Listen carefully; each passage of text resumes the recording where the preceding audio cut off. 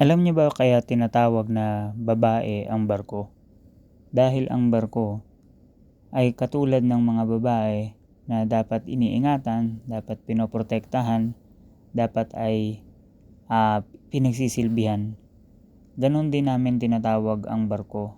Kaya siya tinatawag na she. Sinisikap ng mga tao na ingatan, protektahan, alagaan siya. Kasi nga, ganon ko siya kahalaga sa maritime industry. Even makikita nyo sa dry dock, ni-repaint siya, ni-repair siya para maging maayos muli ang barko.